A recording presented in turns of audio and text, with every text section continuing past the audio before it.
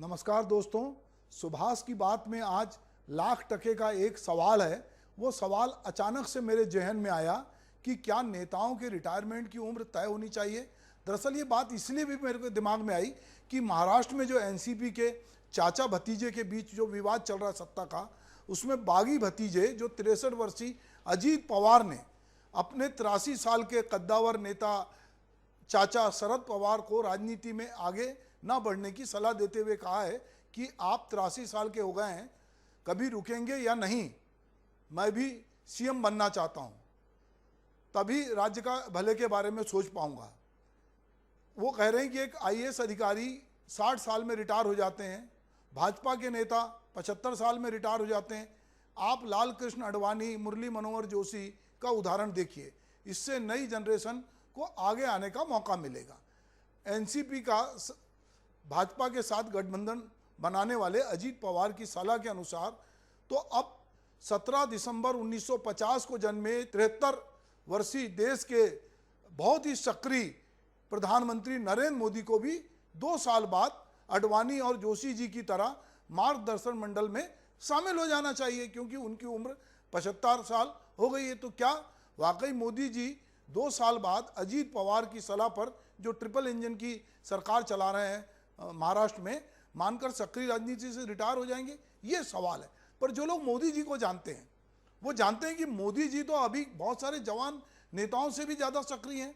वो स्टार प्रचारक हैं। जिस तरह की उनकी दिनचर्या है वो देखकर तो कोई बड़े से बड़ा नेता भी उस तरह की दिनचर्या नहीं ला सकता।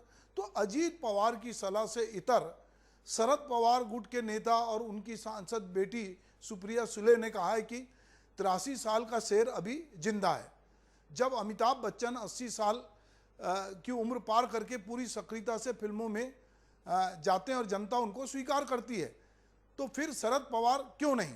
मेरे पिता को घर बैठने की सलाह देने वाले को मैं बताना चाहती हूं कि उम्र सिर्फ एक आंकड़ा है। तो दरअसल दोस्तों ये एक नंबर गेम भी है उम्र, इसको लेकर हम बातचीत करेंगे।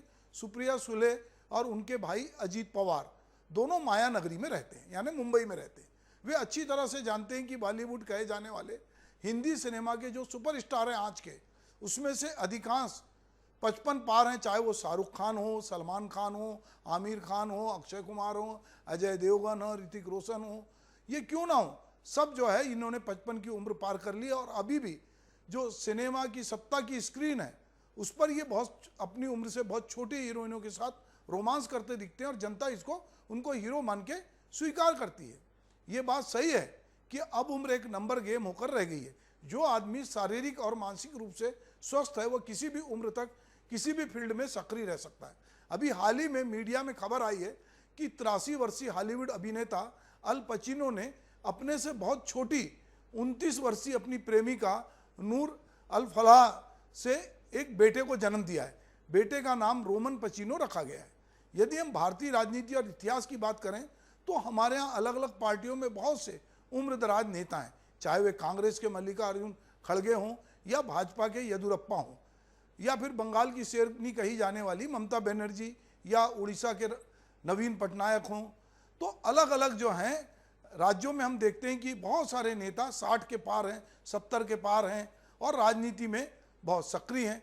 तो क्या राजनीति में कोई उम्र की सीमा तय होनी चाहिए? पिछले लोकसभा चुनाव में लालकृष्ण आडवाणी और मुरली मनोहर जोशी जो है उनको किनारे लगा दिया गया और वो जो है वो मार्गदर्शक मंडल में चले गए। शांता कुमार का भी जो हिमाचल के मुख्यमंत्री थे टिकट इसलिए भी कटा था कि उनकी उम्र ज़्यादा थी। जब 2014 में नरेंद्र मोदी जी की अगुवाई में भाजपा ने लोकसभा चुनाव की जीत दर्ज की तो ये बिल्कुल साफ हो गया था कि 75 से अधिक उम्र के किसी भी नेता को सरकार में शामिल नहीं किया जाएगा।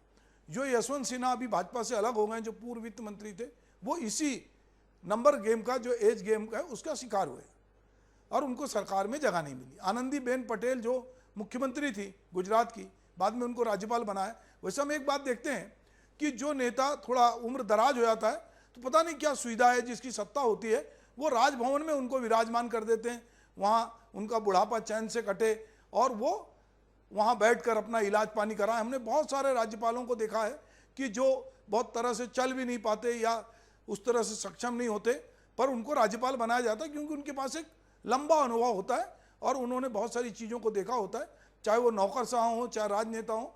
बहुत सारे लोगों को एक प्रकार से आफ्टर रिटायरमेंट, जैसे कि अजीत पवार कह रहे हैं कि आईएएस अफसर 60 साल में रिटायर हो जाता है, पर हम देखते हैं कि हमारे छत्तीसगढ़ प्रदेश में भी संविदा भर्ती नियम आया है, जिसको लेकर युवा अभी लामबंद हैं, हड़ताल कर रहे हैं। हो सकता है सरकार आज उनको कुछ नियुक्ति दे दे, पर वहाँ पर भी जो है वो युवा तो अपनी नौकरी पक्की होने के लिए लड़ रहे हैं, पर जो सेवानिवृत्त हो रहे हैं 60 साल के बाद, उनके लिए 70 साल की एज कर दी गई कि वो 70 साल तक जो है वो नौकरी कर सकते हैं।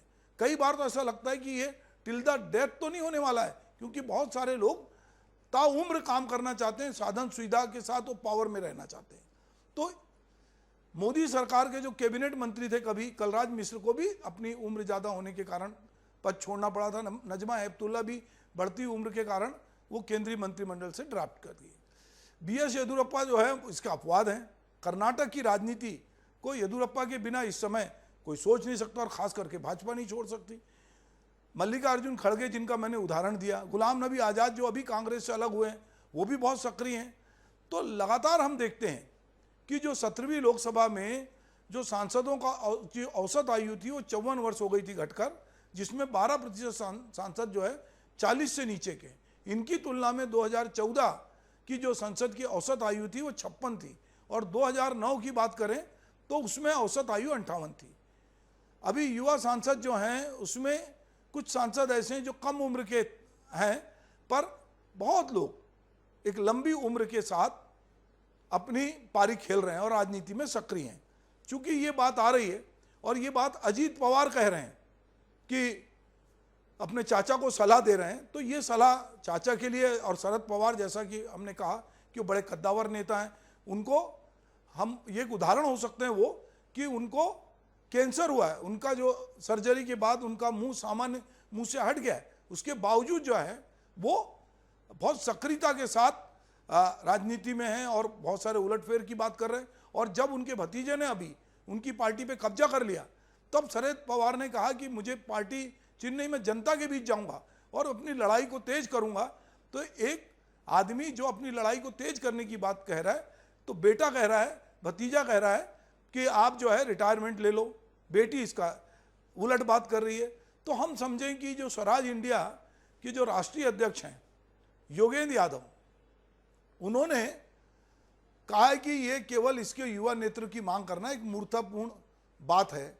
यहाँ पे मुझे एक शेर याद आता है कि जो जवां होने की हसरत में ही बूढ़े हो गए, जो जवां होने की हसरत में ही बूढ़े हो गए, अब तो उन दरख्तों को भी फलना चाहिए।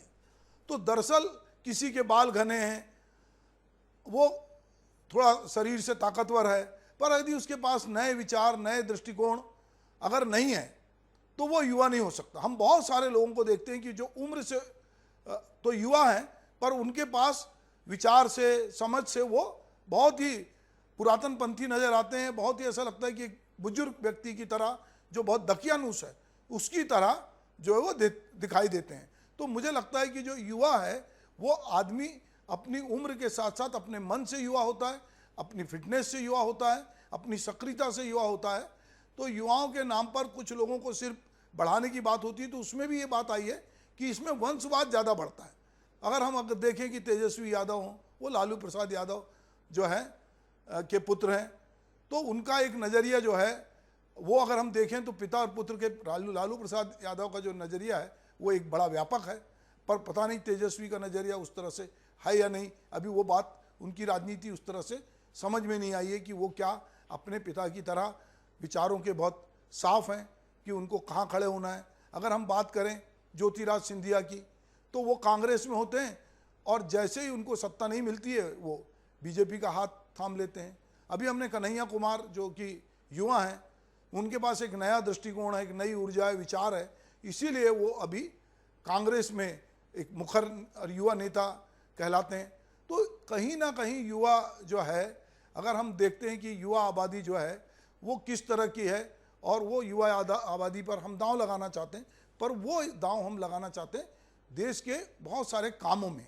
पर जब राजनीति की बात आती है तो एक आदमी 63 साल का ये प्रतीक्षा कर रहा था कि चाचा ने उसको मौका नहीं दिया। अब वो चाचा का इतिहास भी बता रहा है कि चाचा ने पहले भी ऐसा कुछ किया था, तो ये पर ये है एक परिवार। अगर हम बात कर रहे हैं जहाँ उम्र की बात हो रही है, अगर जनता को चुनना है तो जनता के बीच में तो बहुत सारे लोग आते हैं जो अलग अलग ज़मीन से आते हैं, जिनकी पारिवारिक पृष्ठभूमि नहीं होती, पर वो सेवा का काम करते हैं और जनता लगातार उनको चुनती है। तो ये हम देख रहे हैं कि अगर हम राजवंश में जाएं, राज सत्ता में जाएं, मुगल सल्तनत में जाएं, तो हम अगर आज़ाद शत्रु की बात करें तो आज़ाद शत्रु ने अपने पिता को मारकर वो सत्ता हासिल की थी। अगर हम मुगल साम्राज्य की बात करें तो किसी मुगल राजा ने अपने पिता को कैद कर लिया, किसी ने उसकी हत्या कर दी और उसको लगा कि मैं बहुत दिनों तक सत्ता से दूर नहीं रह सकता, इसीलिए मुझे सत्ता पे काबिज होना है। पर यहाँ पे सत्ता पे काबिज होने के लिए आपको जनता चुनती है। आप एक वंश परंपरा से जरूर आते हैं। अगर अजीत पवार शरद पवार के भतीजे नहीं होते तो वो आज इतनी बात नहीं करते। उनकी बनाई हुई पार्टी, ये अजीत पवार की ये दम नहीं है कि वो एक पार्टी खड़ी कर लेते, पर शरद पवार की दम है। और इसीलिए आज भी कह रहे हैं कि अगर मेरा सिंबल भी छिन जाए, मेरी पार्टी भी छिन जाए, तो मैं फिर से खड़ी कर दूंगा। तो ये हौसले की बात है। तो ये कहीं ना कहीं अगर हम जब नंबर गेम की बात करते हैं तो ये पर उपदेश कुशल बहु तेरे। अब मैं यही बात कह रहा हूं कि मोदी जी जो हैं वो इतने सक्रिय हैं, तो अब अजीत पवार जो कि अब भाजपा के साथ हैं, तो क्या मोदी जी को कहेंगे कि वो भी अडवाणी जी की तरह, मुरली मनोहर जोशी की तरह मार्गदर्शन मंडल में 2 साल बाद चले जाए, जबकि 2024 का चुनाव मोदी जी के नेतृत्व में लड़ा जाना है। मोदी है तो मुमकिन है, ये बात कही जा रही है। मोदी जी घूम घूम कर पूरे देश में सभा ले रहे हैं। वो रायपुर में भी आ रहे हैं और रायपुर में उनकी तैयारी के लिए बहुत जोर शोर से तैयारी चल रही है। बड़े पैमाने पे कार्यकर्ता इकट्ठे हो रहे हैं, वो रायपुर में रहेंगे। तो जो मोदी जी 73 साल की उम्र में इतने सक्रिय हैं, क्या अजीत पवार की सलाह मानकर, यदि अजीत पवार जैसे लोग सलाह दे रहे हैं जो अब उनकी पार्टी के साथ हैं, तो क्या वो रिटायर हो जाएंगे 2 साल बाद? क्या वो बीच में योगी आदित्यनाथ को या अपने भरोसे के अमित शाह को अपनी सत्ता सौंप देंगे केवल इसीलिए कि वो 75 साल के हो गए? पर उनकी सक्रियता को देखकर तो ऐसा नहीं लगता है। तो इस तरह की जो सलाह दी जा रही है नेताओं के रिटायरमेंट की एज को लेकर, ये पहले भी बातचीत हुई है, ऐसा नहीं है कि ये बातचीत अभी हो रही है। तो सवाल ये होता है कि जो राजनीति में लोग आते हैं, और मैंने जैसे कहा कि जो किसी परिवार से नहीं है, वंश से नहीं है, राज्य परिवार से नहीं है, वो अपनी सोच के कारण, अपने जज्बे के कारण वो लोग आते हैं। और अगर हमारे यहाँ 25 साल की उम्र है कि आपको सांसद बनने के लिए, तो फिर वो लगातार सक्रियता के साथ जो है वो काम करते हैं। अभी जैसे हमने कहा कि नरेंद्र मोदी जो आज़ादी के बाद पैदा हुए हैं और अभी वो 73 साल के हो रहे हैं सितंबर में, तो ऐसे में आप क्या कहेंगे मोदी जी को कि आप सेवानिवृत्त हो जाइए, 75 साल के हो रहे हैं? क्योंकि ये एक फार्मूला तय हो रहा है कि 75 साल के बाद आदमी को रिटायर हो जाना चाहिए। और अजीत पवार भाजपा को कोट कर रहे हैं। सबसे मज़ेदार बात यह है कि जिस पार्टी के साथ गए हैं वो उसको कोट कर रहे हैं कि उन्होंने 75 साल की उम्र के बाद कुछ लोगों का नाम ले रहे हैं, अडवाणी का नाम ले रहे हैं, जोशी जी का नाम ले रहे हैं, और उनको कह रहे हैं कि वो उस मार्गदर्शक मंडल में गए तो अपने चाचा को ये सलाह दे रहे हैं। ऐसे हम अगर देखें तो राजनीति में सभी आयु समूह के लिए जगह होती है, क्योंकि राजनीति में अलग अलग विंग बने हुए हैं। अगर कांग्रेस का भी विंग है, भाजपा का तो युवा मोर्चा भी है, फिर उसका यूथ कांग्रेस है, फिर उसके बाद कांग्रेस है, उसमें सेवा दल है, अलग अलग जो है। अगर हम छात्र राजनीति की बात करें तो उसमें भी अगर ABVP है तो NSUI भी है। तो अलग अलग एज ग्रुप के लिए अलग अलग काम भी तय है, भूमिका भी तय है। पर सक्रिय राजनीति में जो होते हैं, जो कहीं ना कहीं जनता के बीच सक्रिय होते हैं, जिनको जनता पसंद करती है और जो शारीरिक रूप से भी सक्षम होते हैं, मानसिक रूप से भी सक्षम होते हैं, तो वो राजनीति में दिखते हैं। इसलिए ये कहना कि चाहे राजनीति हो चाहे पत्रकारिता हो, इसमें सेवानिवृत्ति की कोई आयु नहीं हो सकती कि आप इसको इसलिए खारिज कर दें या उसको घर बैठ जाना चाहिए कि वो आदमी की एज 80 साल से ऊपर हो गई है। सिनेमा का मैंने जैसे आपको उदाहरण दिया कि हमने उसको स्वीकार किया है। अब पूरे समाज में अगर हम देखते हैं तो हेल्थ के प्रति सजगता बढ़ी है। आज किसी भी आदमी को आप 60 का है तो आप ये नहीं कह सकते कि वो 60 का है, क्योंकि वो बहुत सक्रिय है और सक्रियता से वो काम कर रहा है। तो अजीत पवार का कि ये जो सलाह है, ये सलाह कि भाजपा के लोग इसको किस तरह से लेते हैं और किस तरह से जो अपने चाचा को वो सलाह दे रहे हैं, क्या वो भाजपा में अब चूंकि ट्रिपल इंजन सरकार में उप मुख्यमंत्री हैं तो क्या वो भाजपा के नेताओं को भी सलाह देंगे? अब इसके बाद जो राजनीति, मैंने अपने सुभाष की बात में पहले भी कहा था कि जो गुजरात मॉडल था वो महाराष्ट्र मॉडल हो गया।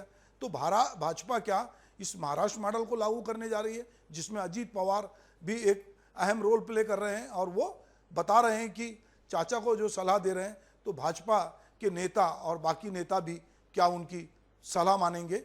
ये एक सवाल है, इस पर विचार करें। नमस्कार।